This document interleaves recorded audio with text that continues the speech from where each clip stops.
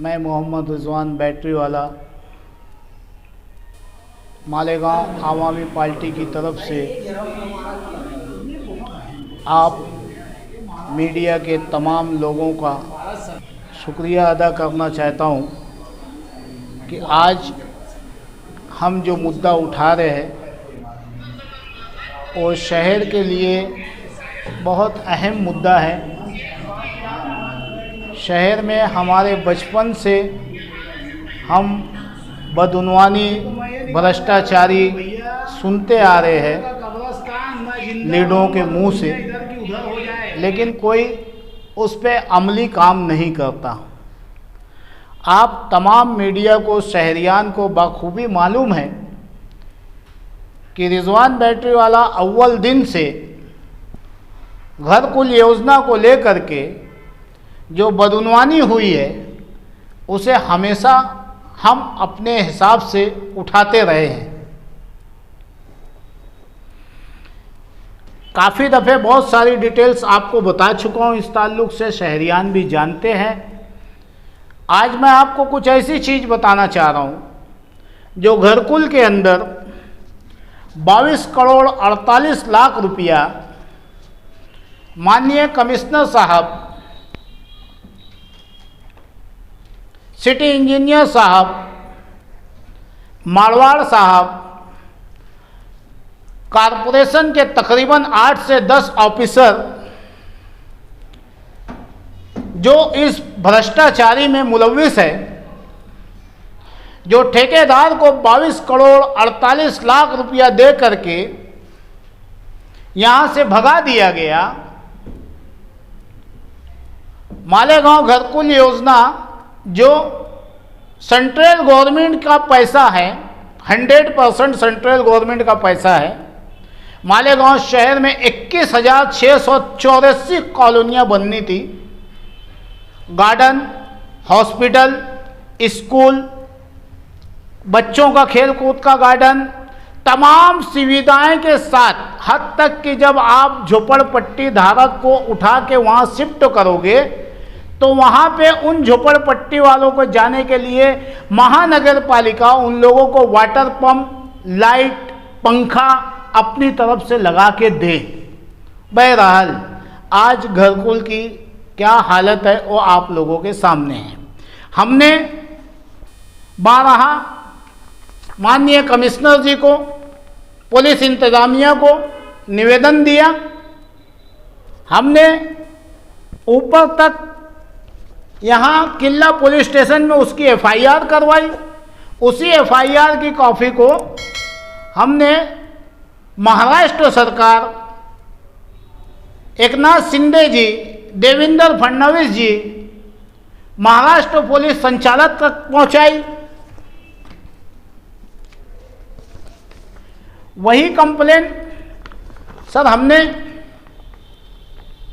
भारत सरकार, सदर जमहूरिया, प्रधानमंत्री श्री नरेंद्र मोदी जी, ईडी, सीबीआई,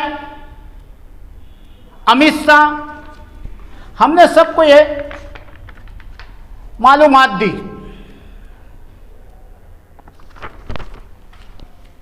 कि मालेगांव शहर में जो सरकार ने 458 करोड़ रुपया भेजा था 21,000 कॉलोनियों के लिए, इन लोगों ने उसमें तकरीबन 150 करोड़ का भ्रष्टाचार किया है।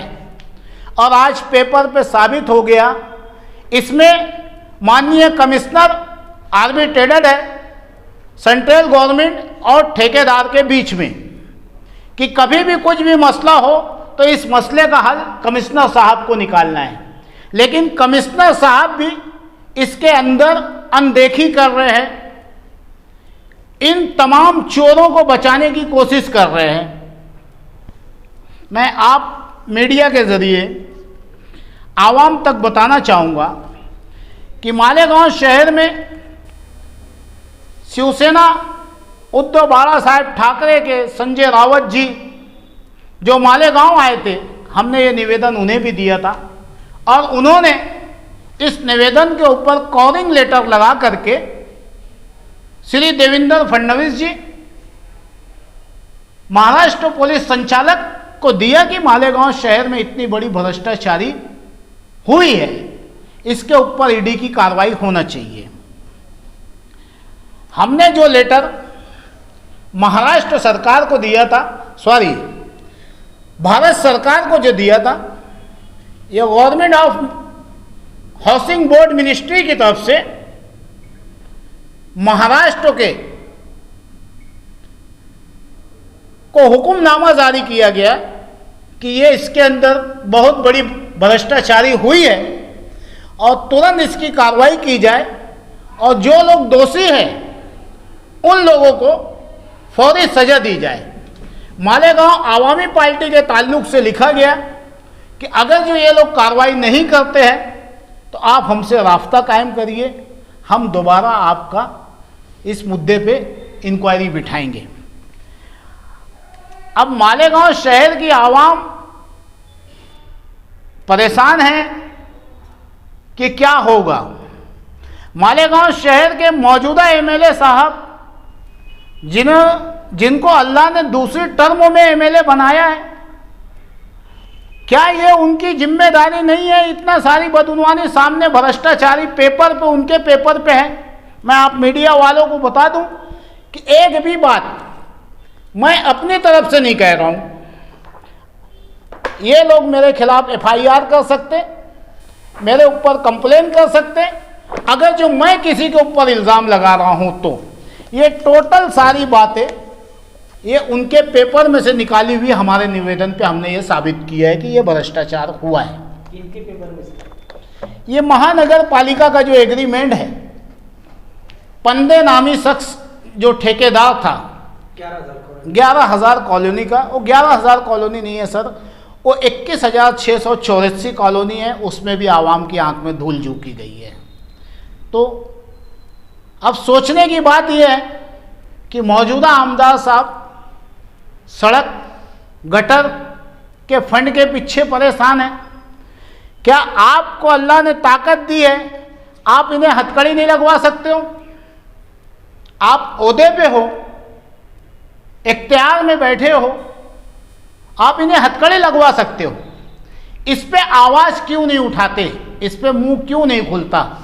शहरियान का और रिजवान बैटरी वाले का ये सवाल है।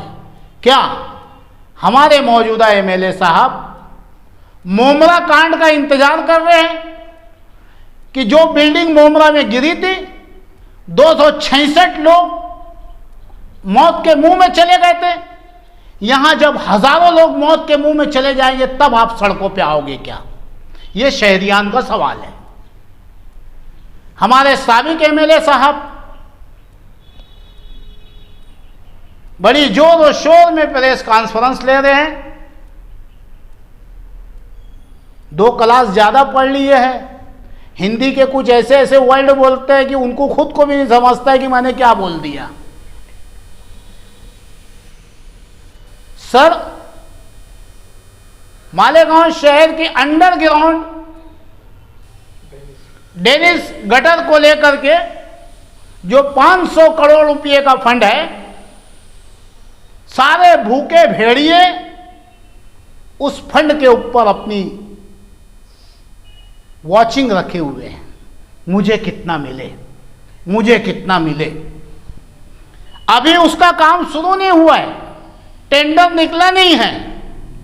हमारे माजी एमएलए साहब 100 करोड़ की बदउनवानी बता रहे हैं और कह रहे हैं कि मैं ईडी जाऊंगा, सरकार तक जाऊंगा। अबे भैया, ये तो ईडी अभी इनके ऊपर बैठने वाली है। यहाँ पेपर पे पैसा गायब होगा, यहाँ तो सबूत है। क्या घरकुल पे आपकी आवाज़ नहीं निकलती है? मैं आप मीडिया वालों के ज़रिए पूछना चाहता हूँ, माजी एमएलए साहब, आप और आपके घर वाले इसमें शामिल तो नहीं हैं? शक है? क्यों नहीं आवाज़ उठ रही है आप लोगों की? ये दोनों की दोनों लीडवान शहर को बेवकूफ बना रहे हैं। आज आप देख रहे हैं घर पट्टी को लेकर के आप ही लोगों के जरिए रिपोर्ट आ रही है कि 10% से ज़्यादा इजाफा कर दिया गया है। तो क्या माजी एमएलए साहब आपको मालूम नहीं है कि उसका ठेकेदार कौन है और इल्लीगल तरीके से ये घर पट्टी आई है? शहर के मौजूदा एमएलए को नहीं मालूम है क्या कि ये इल्लीगल तरीके से घर पट्टी बांटी गई है? इसमें कमिश्नर चोर है, शहर का एमएलए चोर है, शहर का माजी एमएलए चोर है, आप सब चोर हो, तुम जिम्मेदार। क्यों? इल्लीगल तरीके से यह घर पट्टी बांटी गई है। किसने बढ़ाई ये बिल और कौन है ठेकेदार इसका? ईडी के पास जाने वाले, मेरा आपसे सवाल है, मालेगांव वालों को तो निपट ले, फिर जाना ईडी से बात करने के लिए। हम आप मीडिया के जरिए आवाम से कहना चाहेंगे कि जिन लोगों को घर पट्टी, नई घर पट्टी आप तक आई है, जितनी भी बढ़ के आई है, वो घर पट्टी और आपकी पुरानी घर पट्टी, गए साल की घर पट्टी, एक एक जेरॉक्स लेके हमारे पास आइए। 1 से 1.5 महीने में इंशाअल्लाह आपकी जो पुरानी घर पट्टी थी वही घर पट्टी आएंगी और ठेकेदार जेल की सलाखों के पीछे जाएगा। दूसरी बात, जगह जगह पे कुरान की आयतें पढ़ पढ़ के टिकम मारना, अगली प्रेस कॉन्फ्रेंस में मैं बताऊंगा कि कारपोरेशन कितना % एक ठेके का ले रही है और लीडर कितना ले रहा है, और 10 लाख रुपये का काम सिर्फ 7 लाख रुपये में कैसे ठेकेदार करता है, 3 लाख एक्स्ट्रा चोरी कैसे करता है। इंशाअल्लाह मैं आपको अगली प्रेस कॉन्फ्रेंस में बताऊंगा कि किस तरीके से आवाम को लूटा जा रहा है और बिस्मिल्लाह करके टिकम मारा जा रहा है। जैसे ही ये बिस्मिल्लाह पढ़े समझ जाना कि इनके बंडल खड़े हो गए। कल के एक इफ्तिताही प्रोग्राम में तुमने भी टिकम? हाँ, मैं मारा ना सर, मैं टिकम मारा, मेरी जिंदगी का पहला टिकम था और मैं ये सोच के टिकम मारा कि इन बदुनवानों के ऊपर मैं टिकम मार रहा हूँ, मैं वो इफ्तिताही में नहीं मारा था। और इंशाअल्लाह अगली प्रेस कॉन्फ्रेंस में जो शहर के आवाम का पैसा, जनता का पैसा, बैतुल माल का पैसा जो लूट रहे हैं और आवाम की पीठ सुरा रहे हैं, वो इंशाअल्लाह आपके चैनल के माध्यम से मैं बताऊंगा। ये सब जो लेटर आए गवर्नमेंट की तरफ से, कहाँ से आए जवाब, तो इसके ऊपर क्या करने वाले हैं? अभी तक की कोई खुलासा सामने नहीं आया है, क्या मामला होने वाला है? सर, इसमें 2 अहम लेटर हैं, आप देख सकते हैं। जो भारत सरकार ने इन्हें ऑर्डर किया है कि इसकी जांच हो, इसे आप मजाक में तो नहीं ले सकते। ये मेरा लेटर नहीं है, भारत सरकार का लेटर है। भारत सरकार कह रही है कि इस पर तुरंत इंक्वायरी हो। अगर जो इस पर इंक्वायरी नहीं होती है तो रिजवान बैटरी वाला कभी भी घरकुल योजना को लेकर के खामोश नहीं बैठा है।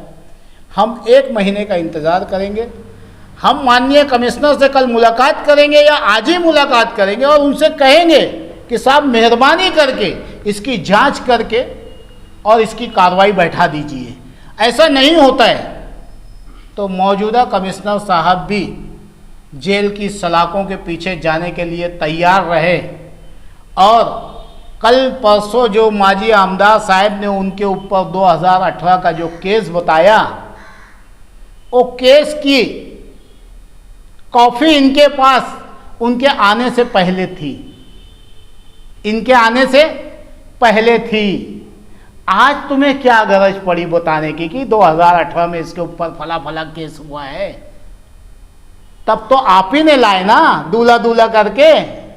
आईएएस ऑफिसर आ रहा था, आईपीएस ऑफिसर आ रहा था, रास्ते में से कहाँ गायब हो गया? आते आते तुमने गायब करवाए उसे। जब ये तुम्हारा दोस्त था, ऑर्डर वाला तुम्हारा दोस्त था, आज दुश्मन हो गए। तो मैंने आपको जो बताया, ये इनकी सारी नज़र कॉरपोरेशन के खजाने को लूटना, सरकार का जो पैसा आ रहा है उसे लूटना, आवाम के पैसे को लूटना, इसके अलावा इनकी कोई नीयत नहीं है। हम अगर जो 1 महीने के अंदर इसकी कार्रवाई नहीं हुई तो हम हाई कोर्ट में चैलेंज करेंगे, इसका तो कोई जवाब नहीं है ना। जब सरकार ने कह दी है कि इंक्वायरी की जाए, नहीं हुई तो हम हाई कोर्ट में खींचेंगे। हम शहरियान से अपील करना चाहेंगे, किसको आदेश दिया इंक्वायरी का? महाराष्ट्र सरकार को, मुख्य सचिव को दिया है सर। महाराष्ट्र का बाप। रिजवान भाई, आप जो मुख्तलिफ जो है अवामी मौज़ूआत को लाते हैं, उसमें अक्सर बदगुमानियों को भी आप जो सामने लाते हैं, लेकिन फिर ऐसा क्या हो जाता है अचानक कि आप जो है मंजरनामे से ओझल हो जाते हैं, फिर अचानक जो 2-3 महीने के बाद आते हैं एक नया मौजू लेकर, आपको कोई भी मौजू, कोई भी टॉपिक पाया तकमील तक पहुँचता हुआ दिखाई नहीं दिखता, क्या वजह? सर मिसाल के तौर पे मेरा एक काम बताइए जो पाए तकमील तक नहीं पहुंचा, ऐसा नाम लेके बोलिए फिर एक सर एक बोलिए ना आप। सर शहीदों की यादगार छोड़ दीजिए, उसके अलावा आप बदगुमानी पे बात कर रहे हैं, उस पे सर प्लीज एक आपके जहन में जो होगा। बात भी लेकर के चले थे, लेकिन फिर अचानक से उसको भी आपने जो है खत्म कर दिया। क्या खत्म? सर जैसे स्कूल का मामला हो, प्राइवेट स्कूल की फीस का मामला हो, आप इसके बारे में भी कई पहले मैं उनका जवाब दे दूं तो उन्हीं की बात आगे बढ़ा। जी पूछ लीजिए, स्कूल पूछो आप। आपने पूछा किसी एक का नाम बताइए। हाँ, जैसे मैं उनका जवाब दे दूं तो एक और आप सब पूछिए। सर आपने मुकुंदवाड़ी का पूछा, मुकुंदवाड़ी में मैं कहाँ खामोश हूँ?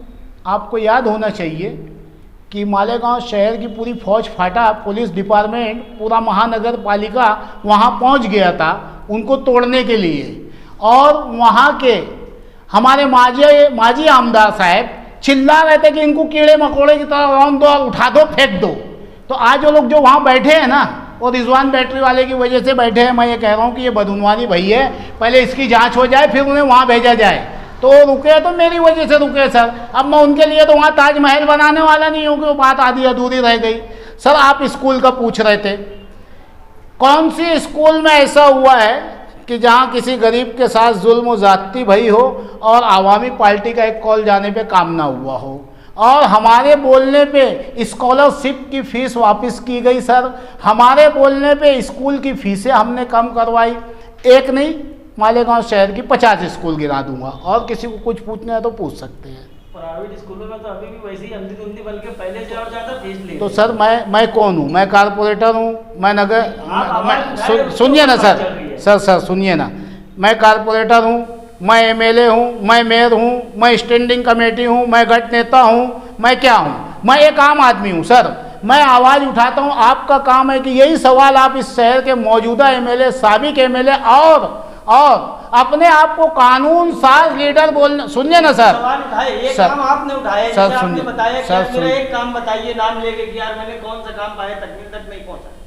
तो आपने इस स्कूल का भी उठाया था, तो स्कूल में तो पहले से और ज्यादा प्राइवेट स्कूलों में फीस ली जाती है। जेटी स्कूल एक मिसाल, जेटी स्कूल हमने आपके महल्ले के 7 लोगों का एडमिशन करवाया, और जो कायदे से जो फीस है वही भर के। मालेगांव शहर के 55 लोगों का उस स्कूल में हमने एडमिशन करवाया, 1 रुपया भी ऊपर फीस नहीं ली गई है। मालेगांव की ऐसी 50 स्कूलें मैं बता सकता हूँ। मैं छोटा आदमी हूँ साहब, जो बोलता हूँ मैं वो करता हूँ, और उसके लिए तुम्हारे महल्ले के लोग बोलेंगे कि आप उनसे मत पूछिए, उन्होंने मेरा एडमिशन जब हम मौजूदा एमएलए के लग गए नहीं हुआ, साबिक एमएलए के लग गए नहीं हुआ, तो रिजवान भाई के एक बोलने पे हुआ, और उतनी फीस देनी पड़ी जितनी आम लोगों ने दिए थे। सर ठीक।